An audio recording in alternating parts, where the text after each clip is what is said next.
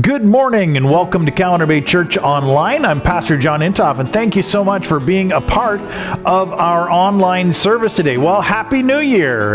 It is the beginning of January 2022.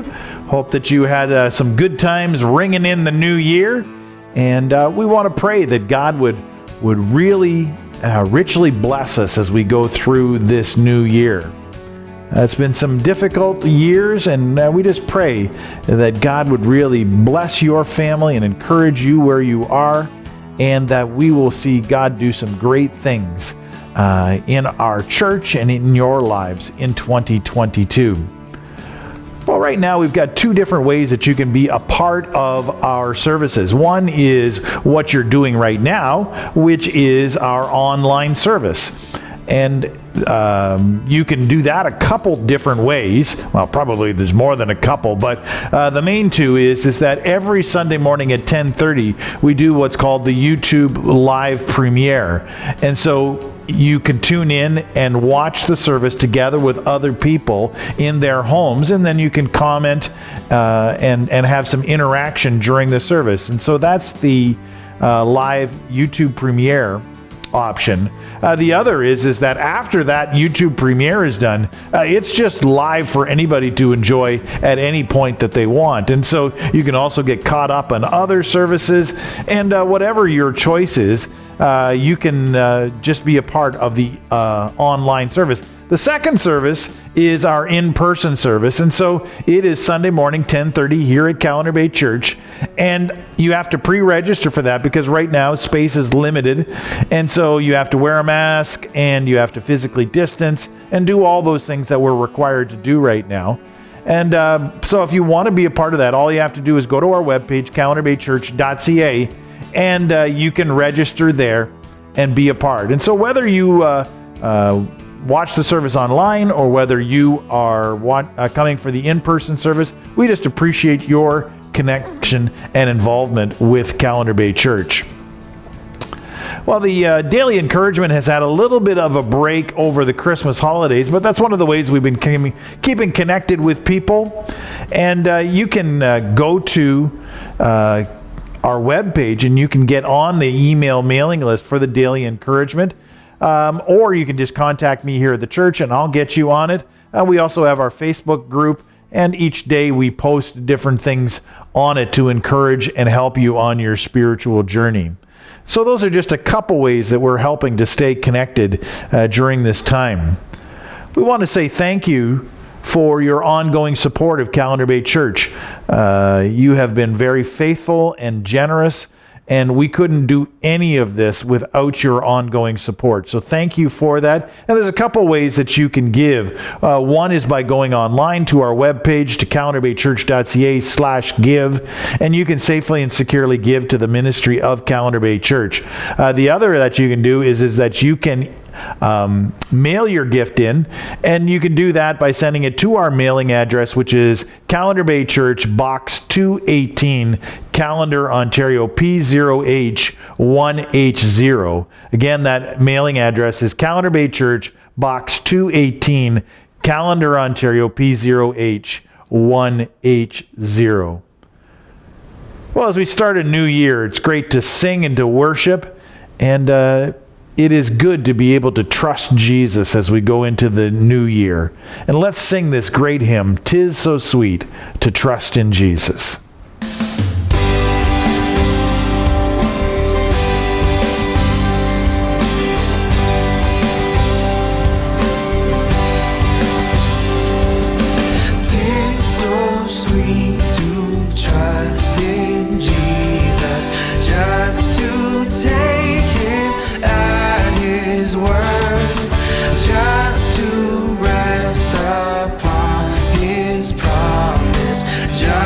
To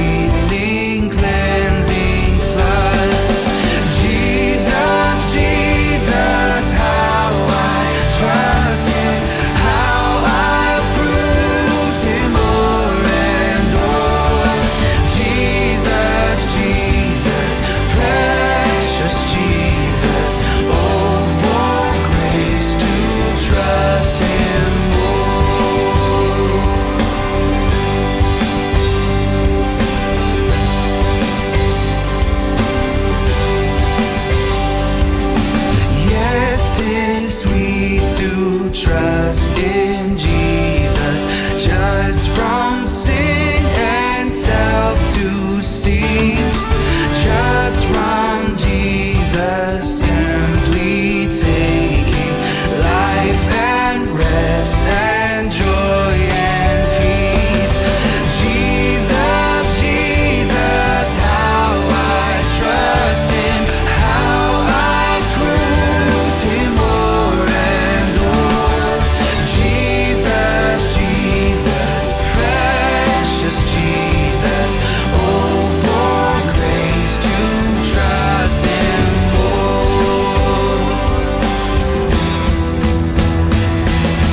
Jesus, Jesus, how I trust him, how I prove him o'er and o'er.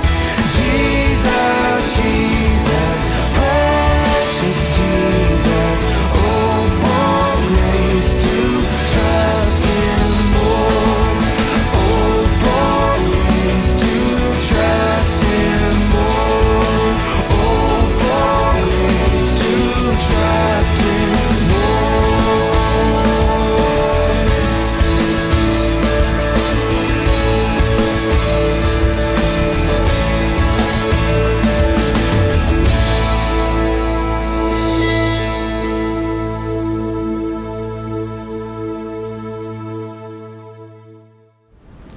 Today, for our message portion of the service, we've got something a little bit different. This is a message that Michael J., he's a comedian from the States, that he did at Life Church. And so when he talks about Pastor Greg, he's talking about Craig Groeschel, who is the pastor of Life Church. And they've made resources available to different churches that we can use free of charge. And so I'm really appreciative of the ministry of Life Church and what they make available. They're also the ones that are responsible for the U Bible app. And they are just doing some great work. And so we're really appreciative of the fact that we can show this on our online service. And I think you'll really enjoy this message from Michael J. Today I have something really special for you. It's been a heavy and hard year, so guess what I'm gonna give you? I'm gonna give you the gift of laughter. Laughter is good medicine, so I'm gonna give you a drug today. The drug's name is Michael Jr. He's one of our all-time favorite guests at Life Church, back for probably the fourth time. One of the most godly dads, great husbands, and genuinely all-around Jesus-loving guy. I love you, I honor you. Would you help me welcome today, Michael Jr.?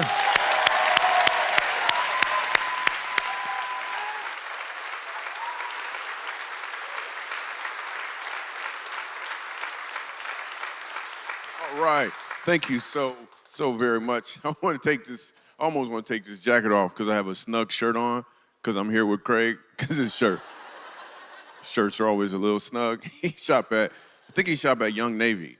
Sometimes I think that's what, it's comedy, people. So we're gonna have some fun. Here's one thing that I have learned from Craig. So when Craig delivers the word of God, it is phenomenal. It's super, super strong. And I believe how you do anything is really how you do everything. Because I also asked the dude for a workout, and I was like, this brother is tripping. I'm not doing this at all. So when he talks about God's word, I dig in, but his workout, I'm like, bro, that's for somebody else. It's not me. So there's gonna be 3 verses of scripture that's gonna apply to what I'm gonna be talking about today, and I'm gonna tell you what they are, and then later on when you go home, you should read these scriptures, and they're gonna pop in probably a new way as a result of what we talk about today. So those 3 verses are Proverbs 29:18. They'll probably put them on the screen at some point. And then you got Proverbs 19:21, and then Isaiah 46:10. Yeah, some of y'all are like, wait a minute, what's happening right now? So this year we've had to wear a lot of masks, and I wear a mask. I think you should wear a mask. I wear a mask everywhere I go in public. I only take it off when I got to sneeze. That's why I just, and then I put it right back on. That's the only time I take it off. I also want to mention, we have a really, really awesome CD that we're giving because people need to laugh. There's a lot going on, so people really need to laugh. So if you want to get a CD that we have available, just go to michaeljr.com/CD and you can get it at whatever price you want, $100 or no cost at all. We just want to put as much laughter as we can out there. So today, I'm gonna tell you about my first time ever getting on stage. I remember I was 19 years old. It was a long time ago. This is my first time ever. I grew up in Grand Rapids, Michigan, and the only place I can get on stage at that had an open mic was in Lansing, Michigan. So I had to get in my Jetta, which was a really raggedy car. If you open the door from the outside, the door fell off. The wipers worked great until they got wet. Like it was a really raggedy car. So I'm on my way to Lansing to get on stage, and I still remember my first joke ever. They only gave me 3 minutes of comedy. I could only had 3 minutes that I could do, and I had like 12 minutes of comedy that I wanted to crush into that 3 minutes. So I thought.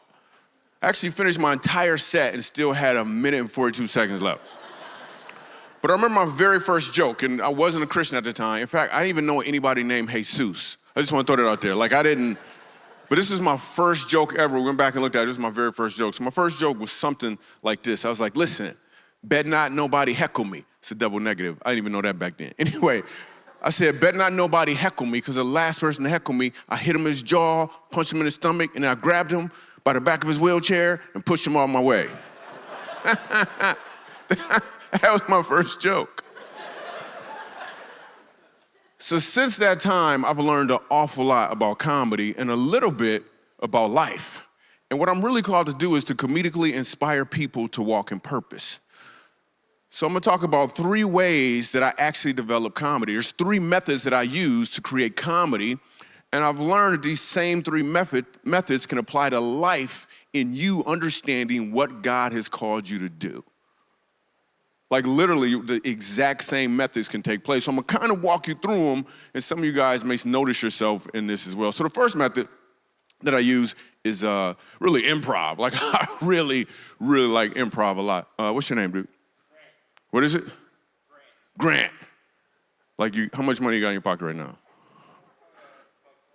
You got 20. 120. I was about to say, you ain't even got Grant in your pocket right now? Okay, cool. What do you do for a living? You work for a ministry. Cool. But what do you do for a living? You love people for a living. Yeah, it might be illegal, bro. I don't know exactly what that's supposed to mean. I love people for a living? Okay, where your hat and your Cadillac at? I don't know what that means. So here's what just happened. One of the methods in which I use it to create comedy is improv. I don't know Grant, I don't travel with a Grant, it just doesn't happen. So with improv, you don't really have a plan. You're just kind of jumping out there to see what would happen. I was hoping I could find some funny in this dude, and we found an opportunity to laugh. Like it was right there, right? So life is extremely similar when it comes to people trying to figure out what it is God has for them to do. A lot of people, even right now watching, you're kind of improvising your way through life. You're not really sure what you're supposed to do. You're trying this, you're volunteering here. You're not 100% locked in. And the thing about improv, it has a short lifespan. Like it's a super short shelf span. Like if I went to my next event and told them, yo, I met this dude named Grant. He had $120 in his pocket. They'd be like, okay, what else? Like they don't even want to hear that story. So I'd have to continue to try to reinvent myself every time the season changed, so to speak. The way to really utilize improv is what I've learned in the middle of it is there's 3 questions that I'm asking. The first question I'm asking while I'm looking for the funny is, what is the problem? Like, what's the rub? So for instance, your name is Grant. So I go Grant, and then I'm like, okay, Grant, how much money does he have? Because I know there's a president named Grant who's on the bill. So I'm looking for what's not congruent. When you're walking in your purpose, even if you're improv in life, there's 3 questions you gotta ask. What's the problem? Who are the people? And what can I give? When you ask those 3 questions, you're much closer. Think about it. Like there's people who will go to school, go to college, and the first thing they're asking themselves, like if you ask any college student right now, why are you in school? First thing they'll say most likely is, well, I decided to be like a pediatrician. Why a pediatrician? Oh, because I love kids. It always starts with what I love. I like computers. I enjoy doing this. No. You need to start with the problem, find out who your people are, and then what you can give. So the other way I create comedy is this thing called a premise. This is one of my favorite ways. Because a premise is when I have an idea for something that I think might be funny, but I'm not sure. But I think, so now I gotta work this thing out. An example of a premise is I have a theory about men. A theory about men and how we like to embrace one another, hug one another. Not love like what you just said. That was a little creepy. But how we like to embrace one another. So for example, men, I'm cool with hugging men, especially after this pandemic is over. I just like hugging people, right? But men have some rules around hugging. This is just a theory I have. We got some rules. We've never talked about it before, ever. Though. We've never, ever had a conversation. Sir, have you ever talked to another man about how you want to be hugged?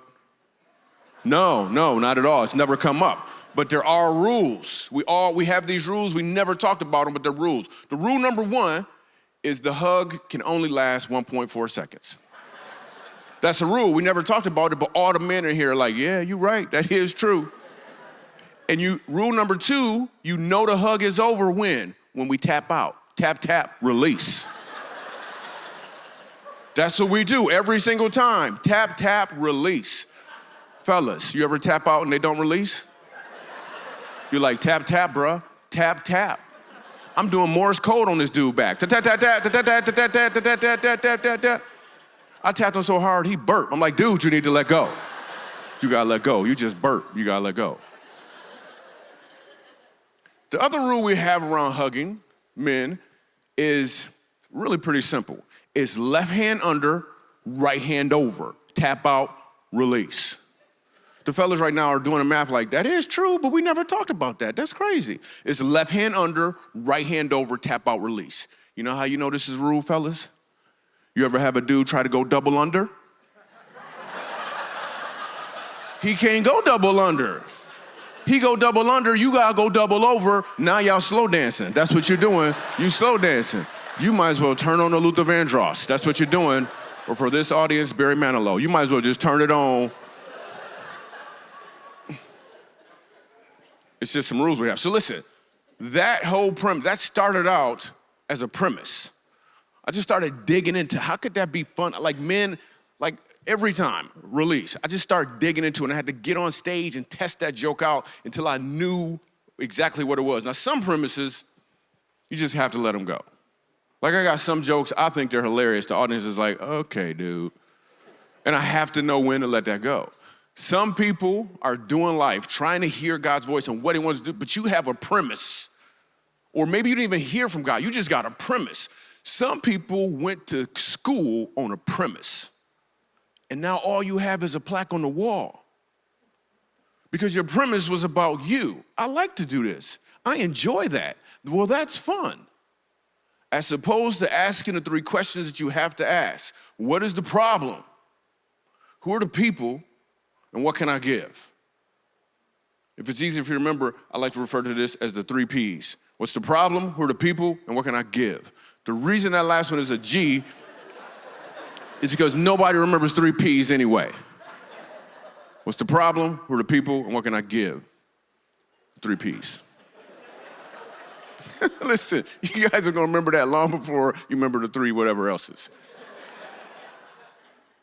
So you really, really, really want to do that. Listen, the Bible says, and one of the verses that I just gave you is, many are the plans of a man's heart, but God's purpose shall prevail.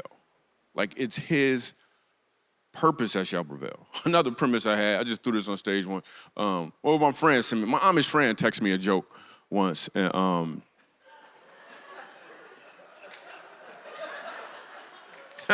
my Amish friend texts me a joke. It's a premise. See how it's mixed reviews right now? I still got to kind of work that thing out. Some premises you have to let go of. Some of you guys are doing something because it's comfortable. God is calling you to something greater, and you won't let go of this premise. You're still holding on to the same premise. The best jokes, the best ones by far for me, are the ones when I start with the punchline. When the punchline shows up first, the impact is always greater and the work is not nearly as hard. The punchline shows up first. In fact, here's one. There's 4 words you can use when you tell any story and people will believe the story no matter how crazy it is. There's 4 words you can use. I'm gonna tell you a crazy story. I met a lady, for real, I met a lady who had a tail. Like an actual lady, she had an actual tail. I was at Walmart. Did you see what just happened right now? He was like, no, a tail. I was like, I was at Walmart. He was like, oh, yeah, I know her. Yeah. Why didn't you say that? Here's the thing about people at Walmart. I don't think that people at Walmart are crazy. I think what happens is when we go to Walmart, we become those people. Like for real, like soon as you cross the threshold, 3 teeth fall out, and you got on some house shoes. You're like, well, I don't even like bunny rabbits. Where did these bunny rabbits come from? I don't even like bunny rabbits. This is the weirdest thing. Another joke that came to me, punchline first. When God operates, he has the end in mind at the beginning. The punchline comes to me first, and those jokes are always the cleanest. So one example, I said this before, was I was watching TV, and this commercial came on. You've seen it before. It's like the old lady, she fell down. She's like, help, I've fallen, and I can't get up. First thing I'm thinking, why don't the cameraman help her? He right there. That thing started with me sitting down saying, why don't the cameraman help her? I had to create all the other stuff afterwards and put it in front of it. My dad wrote, he used to read books to us when we were kids. It was, but he wouldn't just read any book. I mean, he would read it, but he would always tweak the book so it would fit our circumstances, just to make sure we could understand. One book that he would read was from an author named DJ Seuss. I don't know if you ever read those before. One was called The Cat and the Rat. That was a fun book. And then there was Green Eggs and Spam. I don't know if you read that one. There's another series of books he read it's called When He Was Poe. Yeah, When He Was Poe. My favorite line in that was, Tigger, please. It was like my favorite line. It was like, that is awesome. The white people are like, I don't know if I can laugh. When you start like God did in Isaiah, like God talks about in Isaiah 46:10, when you start with the punchline first and know where you're working to, it is always smoother, it's always easier. And the question you have to ask is, what is the problem? Who are the people? No matter what you do in life, there's people at the end of what you're doing. Are those your people? Are those the people you were called to? And then you ask the question, what do I give? You don't ask, what can I give? You don't ask, what should I give? You say, what do I give? And then you do that thing. So I got a really cool example for you guys. So I was thinking, what type of people improv their way through life? So I met this artist who's straight improv. Like he was improvising, really good artist. This dude could draw amazingly, but I wanted to just test this theory out and see if we could have a big impact as a result of it. So this dude is an artist, he could draw well, but he's also a pizza delivery dude. Because that's how it goes. So I worked with him, I found out a lot about him and what his pains were and whatnot. And then I said, what if we started with something and we knew the results and then we worked from there? How would that impact him? And what actually took place was he explained that he was so enthusiastic about this process. Like he drew this thing more than he'd ever done before. Like he was so far into it. It was amazing. And the people, we connected with them in order to, some of this won't make sense right now, but in a moment it will. The people, his people that he delivered to were blown away. It was a family who lost their special needs son, but instead of me explaining it, check it.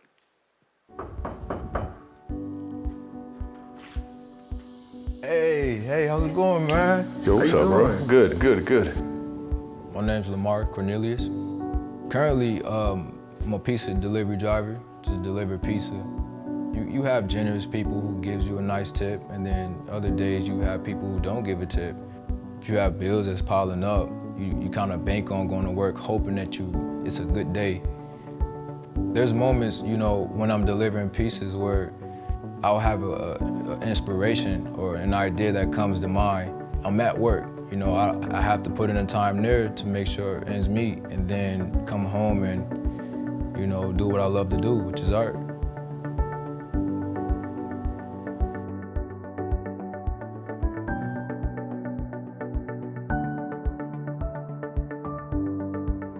So listen, there's a family that you don't know. It's the Day family. This is a picture of their son. His name is Brexton. He's special needs, and he recently passed away. I've always known I wanted to help people, ever since I was a little boy. So I have this art ability and I have this desire to help people, but I haven't had the best opportunities to show my love for art and my love for helping people come together. Let me explain, I ain't paying you. So now I actually get to give, from something that I love to do. So Brexton and McKeely were born 3 months premature. They would fit really in the palm of our hands and just their little legs would hang off. They were tiny. They were both actually diagnosed with brain hemorrhages at about a week old. And a week later, they took a second scan, just kind of normal protocol. And McKeely was completely and totally healed from that. Brexton had not. I really feel like we all have kind of a primary instrument that the Lord uses to sort of shape us and mold us and chisel us into the image of Christ. Physically was very limited. Mentally, he could light up a room. Just had the most joy, the brightest eyes you've ever seen, and just engaged everybody that he ever interacted with. We were just at this place where things were just about to get better. And one morning, we just went into the bedroom and he wasn't breathing and his heart wasn't beating, and called 911, and they came and they were able to save his life. But he was never the same after that. We're probably in and out of the hospital maybe 7 or 8 times with pneumonia, and after about a 3-week battle there in the ICU, he finally succumbed to pneumonia. Hey you guys, I have somebody I want you to meet.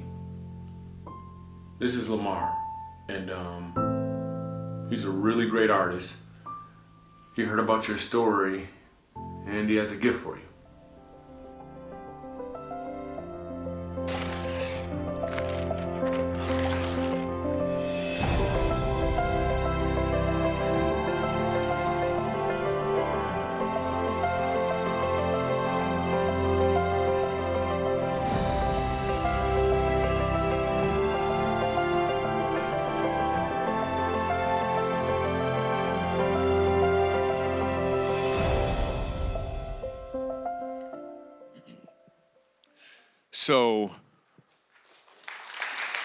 So, y'all clapping. Okay, cool. So the first thing I presented to him was the problem. And those were his people for sure, because he's also in a situation where he's not able to see his son. And then he simply answered the question, what can I do? There's another story that's extremely similar to this one, where someone said, what is the problem? Who are the people, and what can I do? And that person was God. And the problem was sin. And the people was us. And what he decided to do was send his son, Jesus, to this earth to die for us. When Jesus got to earth, his punchline was the cross. That's where he was headed the entire time. He could do improv. Who touched me? He asked that question. He was ready. His premise was clear. It was right on point, and he delivered exactly what he was supposed to deliver. The question is, will you receive it? Can you fully receive it? Or are you going to just continue to improv your way around and say, ooh, what about Buddha? Ooh, what about the universe? What about, like, there's a bunch of ways to improv, but if you really want to deliver what you're called to deliver, you have to have that relationship with the one who gave you the gift in the first place. So there's a story I tell, I feel like I should tell it now, it's kind of cool. So I came up with this story. It's a story about having a relationship with Jesus. But the way I came up with this story is I was writing a joke. I was writing this joke about the good room. How many people here, raise your hand if you know what the good room is. You know what the good room is. There's one hand in the back. Cool, just that one hand. You got a big hand though. That's a big hand. So that's like 2 hands, man. You really know what it is, don't you? I just randomly jumped into some improv right now. So the good room is that room. The truth is mostly everybody here, you know what the good room is. Like even watching right now, you know what the good room. The good room is that room in your grandmother's house or your aunt's house. It's that one room that's better than the rest of the house. Okay, nobody go in there, splashing on the furniture. It's really just for looks. How many people know what the good room is now? Exactly. All the hands went up. Wow, you got 2 big hands, sir. That's awesome. I didn't know if the other one was gonna be that big, but this is a really big hand too. I gotta hand it to you, man. That's a big hand, dude. So everybody knows what the good room is. It's that room that like you can't go in there. There's plastic on the front. Like it's really just for looks. That's where the china is located. So I was writing this joke about the good room, and in the middle of writing this joke, God stopped me and told me to tell this story to his people. And just now, after telling you how God sent his son to be the punchline, I just feel like I should share this for whatever reason. And as maybe some of you know about this before, but this is how I came up with the theory behind this joke. So imagine that you're a house, right? And this is a story about having a relationship with Jesus. This is the story I wrote instead of writing that joke. I never finished the joke. This is the story. So imagine that you're a house, and outside of the house is Jesus Christ, and he wants to come in, but he'll never force his way in. He actually wants you to invite him in. And the reason some people in this room, watching right now at your location, watching right now at home, the reason you haven't invited Jesus into the house is because you're cool with the way things are right now. Whenever you need something, you just walk up to the door, crack it open, say a little prayer, tell him what happened, tell him what's going on. And then you close the door and go back into the house. That's not a relationship at all. How can you hear his voice under those circumstances? How can you really understand what your life's punchline is under those circumstances? We're going into a new year, and you need to deliver. And the reason you won't let them in is because your house is a mess. You think you need to clean it up first. How's that working out for you? There may be drugs or pornography in the house, or you're just buying a bunch of stuff, trying to be distracted from the mess. Or relationships. You brought other people in the house hoping that they can help you clean it up, but they can't. The only one who can clean up the house is standing outside the door wearing an apron with a bucket in his hand, waiting on you to truly open the door. Then there's other people watching right now. You used to have Jesus in the whole house, but whether you realize it or not, you have moved him to just one room in the house, the good room. Have you ever noticed how the good room most of the time is the one right up front with the big window? So when people look in, they think the whole house is clean. But it's not, it's just that one room.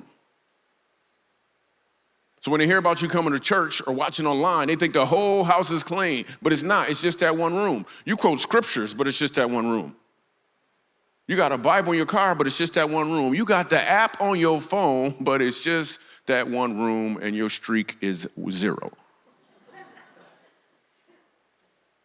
Jesus wants access to the whole house, and I'm telling you, if you will make the decision to open the door and let him in, he'll show up with a contractor named the Holy Spirit, and they will make sure the whole house is functioning the way that it should.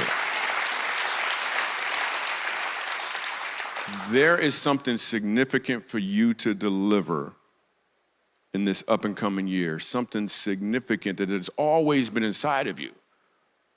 But you have to stop just improvising your way around, release your premise if necessary, and ask the question, what is the problem? Who are my people? And what do I give? Because that's exactly what Jesus did for us. I appreciate you. I love you. I'm Michael Jr.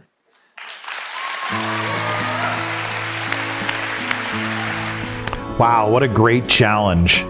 Something very applicable. As many of us, as we look at a new year, looking at what's God's direction and plan for each one of us. And so let's make this closing song our prayer, that God would help us to build our lives according to what he wants us to do. So let's sing it together.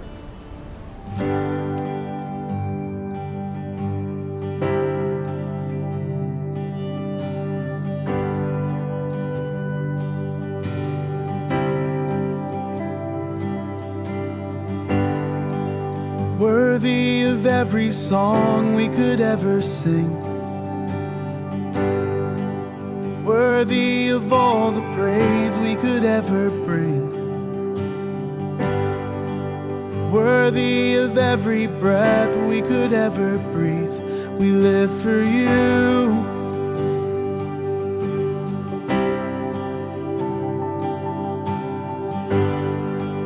Jesus, the name above every other name.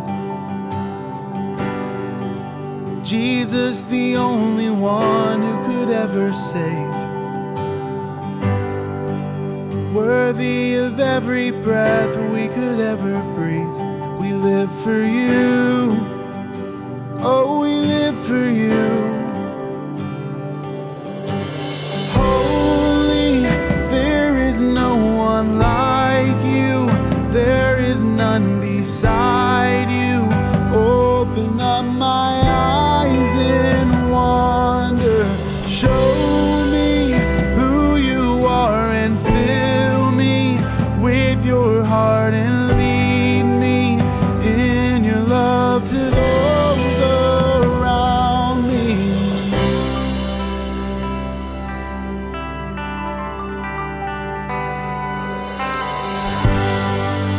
Worthy of every song we could ever sing, worthy of all the praise we could ever bring, worthy of every breath we could ever breathe. We live for you. Oh, we live for you. Jesus, the name above every other name. Jesus, the only one who could ever save. Worthy of every breath we could ever breathe. We live for you. Oh, we live for you. Holy, there is no one like you. There is none beside you. Open up my eyes in wonder. Show me who you are and fill me with your heart and lead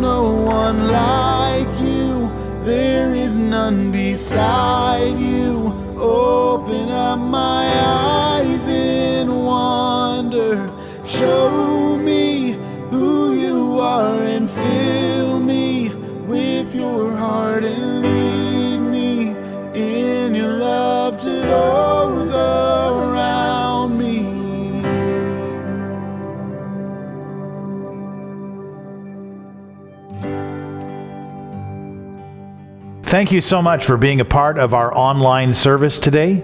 And if you want to join in on some discussion to talk about what we talked about in the service today, depending on what kind of app, some of it will be on the side or it'll be down below. Whatever the case, just join in on the discussion. And I hope and pray that as you start this new year, that we be looking for what God would want us to do and to be obedient to Him. God bless you. I hope that you have a great week.